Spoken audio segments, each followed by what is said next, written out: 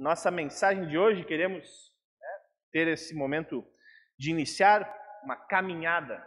Então pode ser que hoje as respostas não serão dadas plenamente. Caso você fique sem entender, continue acompanhando os próximos episódios. Isso é muito importante.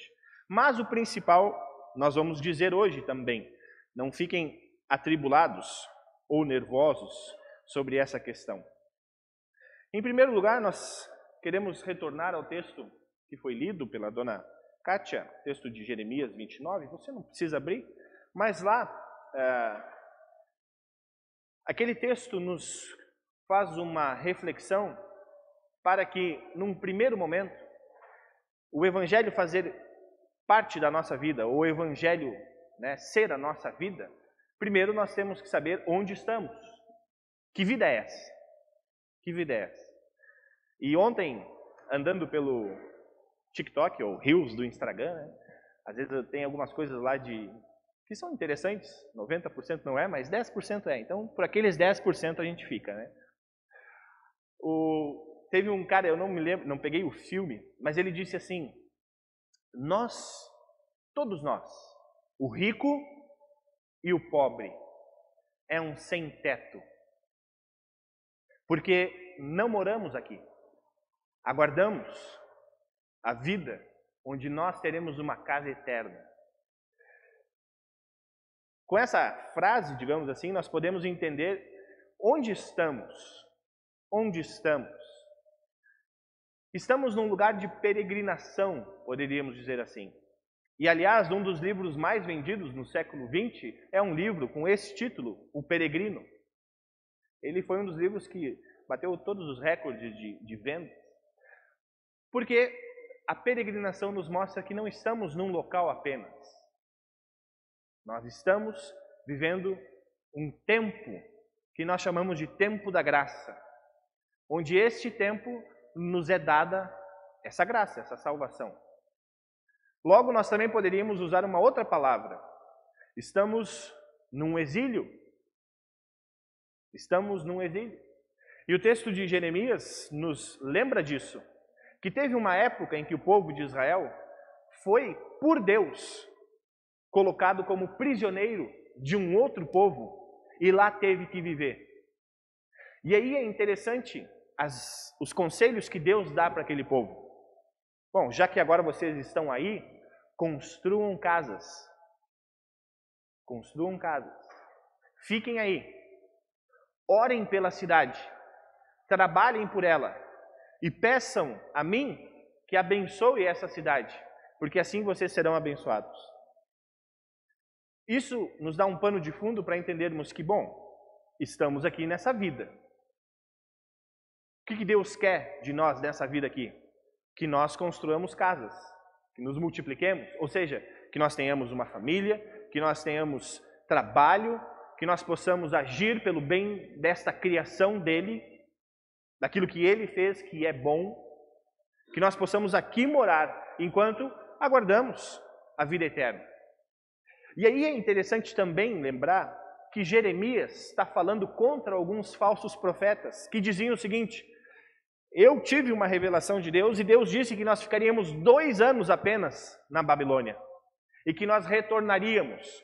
Por isso, não se entreguem aos costumes daquele povo. Não aprendam a sua língua, não façam nada disso. E Daniel, nós vimos já na série anterior, que fez tudo o contrário, Por quê? Porque ele recebeu uma ordem de Deus para ser parte daquela nação.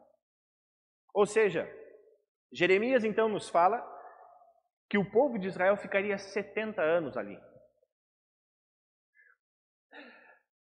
Só que eu acho que Deus errou na sua mensagem, porque ele primeiro falou que ficariam 70 anos, e aí depois ele disse o que era para fazer. Se vocês ficarem aí, vocês vão ficar, eu vou retornar vocês. Vocês vão voltar para a pátria. Só que imagina o pessoal da nossa idade aqui. Ninguém de nós voltaria. Aí imagina eu, nós escutando isso. Poxa Deus, 70 anos. Aí o Senhor está me dando essa esperança de que eu vou voltar para a minha terra querida. Mas só depois de 70 anos. Olha, eu não vou durar 70 anos. Tudo bem que eu tenho 22. mas mais 70 já não tem mais como. Né? O que Deus estava querendo dizer?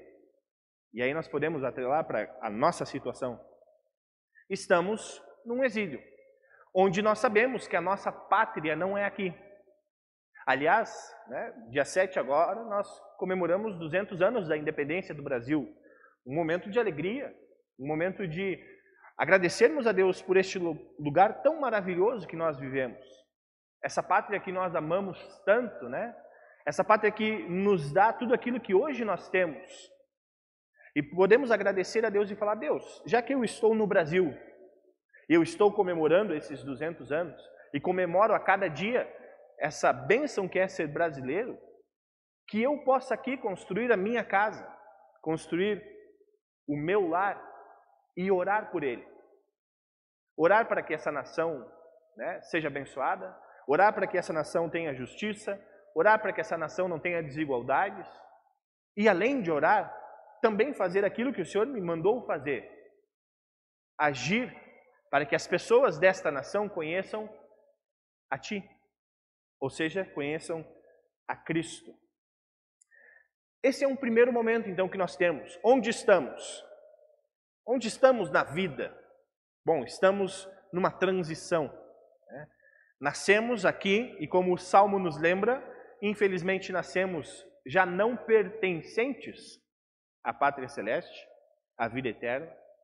Mas neste tempo em que nascemos, cada um de nós aqui hoje já ouviu sobre como ir para lá. Vocês já ouviram isso. Então, além de agradecerem de morar num bom país, agradeçam principalmente por serem cristãos, por crerem em Cristo. E um segundo ponto, então, que nós podemos ir, é de onde nós estamos, é pular para quem somos. Nós já identificamos onde estamos, agora temos que identificar quem somos, para que esse evangelho na vida faça sentido. O Salmo é bem direto e até meio, digamos assim, incisivo, né, em dizer quem somos. Se nós usarmos a palavra pecado, por vezes ela não nos impacta tanto. Ainda mais hoje em dia que a gente consegue, digamos assim, ter vários escapes para aquilo que a gente considera como pecado. Porque cada vez que nós pensamos mais em nós mesmos, menos a palavra pecado ela faz e tem o seu principal sentido. Etimologicamente, a palavra pecado, alguns dizem que é errar o alvo, mas o correto seria acertar o alvo errado. Essa é o significado literal da palavra pecado, acertar o alvo errado. Por quê? Porque se eu erro o alvo, eu ainda tive uma tentativa de acertar o alvo correto. Mas o pecado, ele é tão cruel, ele é tão assustador, que ele nos identifica um alvo errado. Ou seja, ele nos mostra que não existe uma salvação, que não existe alguém para nos salvar. Porque quando nós nascemos, se não são nossos pais, os nossos responsáveis, ou alguém nos levar a identificar o alvo correto, ou alguém que nos leve a receber a notícia da salvação, nós não temos como fazer isso. Então, infelizmente, nós precisamos entender que na nossa vida nós somos pecadores. Pessoas que não conseguem crer em Deus. Não conseguimos. Não tem como. Isso é irracional, não tem lógica, é algo que vai totalmente contra qualquer coisa já criada nesse mundo sobre religião. E lembrem disso, eu vou voltar depois sobre a questão da religião. E aí nós temos o Evangelho. O Evangelho nos mostra quem nós somos também. Porque ali nós temos uma famosa história de Jesus, que Jesus conta, sobre um fariseu e um cobrador de impostos. O fariseu era um líder religioso, alguém que observava e cumpria as leis. Não era alguém mau. Nós não podemos olhar para os fariseus e dizer, não, eles eram tudo mal, não sei o quê. Não, alguns eram, mas a maioria realmente queria cumprir a lei de Deus. E se nós lembrarmos, o apóstolo Paulo, ele diz isso, sobre o cumprimento da lei, ninguém poderia falar nada contra mim, porque eu era o mais fiel à lei. Disso ninguém poderia falar contra mim. Mas o que o apóstolo Paulo faz? Por causa disso, eu sou o pior dos pecadores. E aí Jesus nos conta uma história onde alguém faz uma oração, ou dois alguém fazem uma oração. E a primeira oração é: Deus, eu te agradeço. E aí continua: porque eu não sou isso, porque eu não sou aquilo, porque eu sou isso, porque eu sou aquilo. Enquanto que o nosso querido Benjamin nos deu uma aula de oração. E ele disse assim: Deus, obrigado pelas pessoas que estão aqui. Obrigado pelos outros. Obrigado pelo culto. O Benjamin em nenhum momento da sua oração agradeceu por ele, pela vida dele. E eu sempre digo, se isso não é ação do Espírito Santo, eu não sei o que é. Então vejam, uma criança, né, ela já sabe aquilo que é o Evangelho. E é interessante que nesse texto nós temos alguém que é muito pior aos nossos olhos do que uma criança, que é um cobrador de impostos, que é alguém que nós diríamos: cara, esse cara é bom não termos na nossa congregação porque vai queimar o filme da nossa igreja. Esse cobrador de impostos, ele diz o seguinte: eu me arrependo porque sou pecador. E o artigo que vai ali no texto original, poderíamos dizer o seguinte: o pecador, e não um pecador. E isso faz muita diferença. O cobrador de impostos diz: eu sou o pecador. Ele não diz: eu sou um pecador. E por que isso faz diferença? Porque às vezes, quando nós queremos nos arrepender, nós apenas lembramos dos pecados que deram errado. Ou das falhas que nós cometemos no sentido ruim da questão. E normalmente a gente já faz uma desculpa, né? Deus, eu te peço perdão porque eu falei errado para alguém, né? Eu falei contra uma pessoa, mas o Senhor sabe como a minha intenção foi boa. Então foi um pecado. Né? Ou às vezes a gente, querendo ser apenas um pecador, a gente tem alguns pecados que a gente não quer nem falar. Alguns erros que, não, esse aqui é melhor eu não conversar. Por isso que a oração particular, ela é mais difícil de ser feita. Porque na oração particular, nós estamos sozinhos diante de Deus. E aí a nossa consciência pega. Por isso, é importante nós sabermos quem somos. Somos os pecadores, por excelência, plenos, totais. Eu sempre digo isso e falo de novo, né? O amor que eu tenho pelo meu filho, o Arthur, é um pecado. Mas eu poderia dizer, mas esse é um dos sentimentos mais genuínos que eu tenho, o melhor de todos. Aí Deus vai falar assim: mas é esse amor que você tem pelo seu filho que faz com que você compre 3 dias seguidos um pacote de salgadinho. E aí o moleque fica com dor de barriga.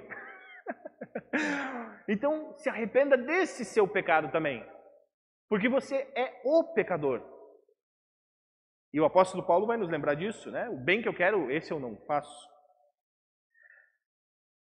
Nos arrependermos dos nossos pecados, também é uma condição para nos mostrarmos quem somos. Então é interessante que quando nós vamos pedir perdão para Deus, que nós possamos pedir perdão por quem somos. Pessoas que querem ser boas e que lutam para isso, mas que infelizmente não conseguimos. E aí nós temos algo interessante também nesse texto de Lucas, que é o arrependimento externo e o arrependimento interno. Vemos também que o fariseu, ele, digamos assim, estava se gabando, né? Falando que os outros eram ruins porque não eram iguais a ele. Então a intenção que ele tinha de se arrepender a Deus era unicamente uma intenção para se vangloriar. para que aquilo que ele queria acontecesse, que Deus olhasse, bom, eu estou devendo para você então, meu amigo fariseu, porque veja como você é uma pessoa boa e melhor que os outros. Então você merece uma bênção. Um grande pregador do século XIX, Charles Spurgeon, independente da Spurgeon, ele disse uma história uma vez, que um agricultor, ele plantava cenouras e outras coisas, mas teve uma vez que ele colheu uma cenoura muito grande, e ele então leva ao rei essa cenoura, e diz para o rei, rei, essa cenoura aqui eu nunca vi na minha vida, nunca colhi nada assim, e eu quero entregar ao senhor como uma forma de agradecimento, como uma forma de honra que eu tenho a você. E aí o agricultor virou as costas, estava indo embora, e o rei disse, ô, meu amigo, volte aqui. Isso que você fez é muito bonito. Sabe aquelas terras que são divisa com as suas? São minhas.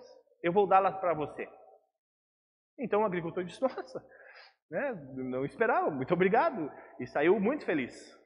Um nobre que estava ouvindo a conversa disse, poxa, se por uma cenoura, mesmo que seja grande, o rei fez isso, imagina o que ele não vai fazer quando eu der a outra coisa. No outro dia, esse nobre chega com um alazão, um cavalo, mais bonito que ele tinha. E ele disse, rei, esse é o cavalo mais bonito que eu já tive, o melhor de todos, e eu entrego a você. E o rei disse, olha, muito obrigado, até mais. Aí o cara ficou meio chateado, né? E o rei viu isso e o rei disse, olha, eu sei que você viu o que aconteceu ontem, porém, aquele agricultor, ele veio me entregar uma coisa, e você veio se entregar uma coisa. Ou seja, o nobre queria dar algo para si mesmo. O arrependimento não é um retorno que nós temos. Por que não é um retorno? Porque nós não merecemos um retorno. Eu posso me arrepender a Deus e falar, Deus, me perdoa pelos meus pecados, me perdoa por tudo que eu fiz na minha vida. Sinceramente, eu estou falando isso direto com o Senhor. Por favor, me perdoe. Deus vai olhar para nós e vai dizer, você quer o perdão? E aí como é que funciona? Então vejam, por que é tão confusa, ou por que é tão escandalosa, ou por que é tão loucura a graça e o evangelho? Porque ele vai contra o que nós somos. E para a última parte dessa nossa reflexão, o evangelho é tão contra o que nós somos, que o evangelho, olha só o que eu vou dizer agora, mas não fui eu que disse. O evangelho não é uma religião. O evangelho não é uma religião. A palavra religião, ela tem o sentido de religar algo. Esse é o sentido etimológico. Mas o sentido sociológico ou antropológico da palavra religião é aquilo que demonstra a fé de alguém. Aquilo pelo qual uma pessoa segue para fazer parte de uma religião. E por que o evangelho não é uma religião? Porque não tem nada que nós possamos fazer para que o evangelho seja nosso. Não tem nada que possamos fazer para que o evangelho seja nosso. O religioso fariseu, e o qual Jesus está dizendo que ele está errado, ele estava seguindo mais a religião do que a própria palavra de Deus. Tanto é que ele disse, eu jejuo. Bom, na Bíblia está dizendo que é para jejuar. E aí ele continua, mas eu jejuo 2 vezes por dia. Mas na Bíblia nunca disse que você precisa jejuar 2 vezes por dia, na Torá. Isso foi uma lei que foi acrescentada pelos fariseus. Ou seja, o cara estava obedecendo mais a sua religião. E esse é um ponto muito importante. Por que o evangelho não é uma religião? Porque nada que foi criado nesse mundo, nenhuma outra religião ou nenhum outro tipo de pensamento de fé chega perto do que é o evangelho. Não tem. Você pode procurar em qualquer outro tipo de manifestação divina que alguém já escreveu. Ninguém consegue chegar perto do que é o Evangelho. Por quê? Porque o Evangelho é uma loucura tão grande que quando eu peço perdão pelos meus pecados, eu vejo Jesus morrendo. Não sou eu que estou morrendo. O Evangelho é uma loucura tão grande, algo tão difícil de, logicamente, nós pensarmos que quando eu estou pedindo perdão por um erro que eu cometi, Jesus precisou viver uma vida sem esses erros, para então me entregar essa vida nova. Semana passada nós tivemos o culto distrital e lá foi lido no texto de Efésios que nós estávamos espiritualmente mortos. Essa também é uma boa definição daquilo que nós somos. Mortos diante de Deus. E o que um morto faz? O que um morto faz? Ele nem respira, para começar. Ele não faz absolutamente nada. Então vejam o quão impactante é nós ouvirmos hoje que é o Evangelho, a boa notícia da salvação de Jesus, que nos faz ter uma nova vida. E por que nós estamos iniciando a nossa série de estudos com esse tema? Porque se nós pensarmos que o Evangelho é algo que eu mereço, então volte. Rebobina de novo. Ouça de novo o que os textos estão dizendo. E aí, um conselho muito importante. Por que é importante nós participarmos dos cultos? Participarmos de um momento de devoção ou um momento de estudo da palavra? Porque durante o nosso dia a dia nós evitamos o Evangelho. Porque o nosso dia a dia ele nos faz com que nós tenhamos que merecer as coisas. Ou que a desculpa que eu peça para alguém, ela vai precisar vir de uma justificativa ou uma espera de um pedido de perdão, ou uma espera de uma desculpa aceita. E se a gente não consegue isso, a nossa vida não anda mais na nossa relação uns com os outros. Isso a gente não pode pensar diante de Deus. Porque não tem como eu pedir perdão para Deus e esperar que Ele me perdoe. Porque nessa relação única entre eu e o Pai e Deus, não existe perdão, existe a condenação dele. Por isso que é importante Jesus. Por isso que é importante ver que na minha vida hoje, esse Evangelho é Ele que me dá uma nova vida. Então hoje nós estamos vivendo nessa pátria chamada Brasil, neste estado chamado São Paulo, nessa cidade chamada São José dos Campos, Caraguatatuba, Pindamonhangaba, entre tantas outras, Jacareí, e assim vai, Mas vivemos neste lugar por quê? Porque ali está o Evangelho. É unicamente por isso que nós vivemos. É unicamente por isso. Porque ali está o Evangelho. E se você creu nisso, parabéns. Você não fez nada para crer nisso. Foi Deus que te chamou. Porque um morto não consegue ressuscitar sozinho.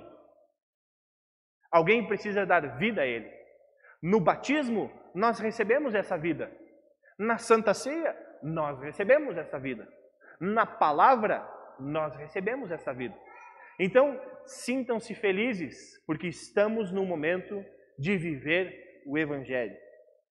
Por isso que nós fazemos coisas porque somos salvos. E não fazemos coisas para sermos salvos.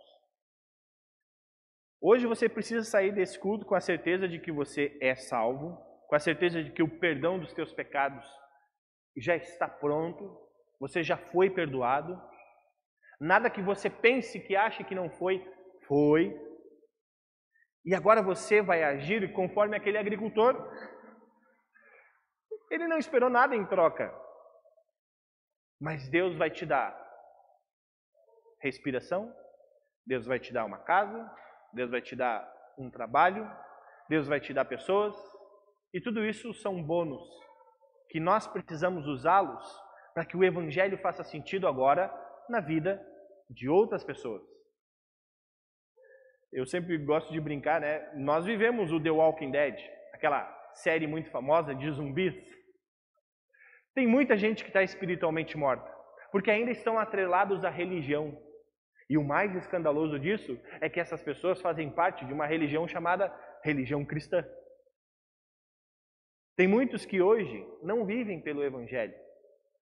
Vivem por um achismo de que se fizerem algo, receberão uma bênção de Deus. A chuva cai sobre bons e maus. Os bons reconhecem que essa chuva vem de Deus e que eles não fizeram nada para receber ela. Ou seja, aqueles que creem em Cristo é os que recebem isso e podem agradecer a quem os mandou. Somente isso. Então, evangelho na vida começa por sabermos o que é. O que é evangelho?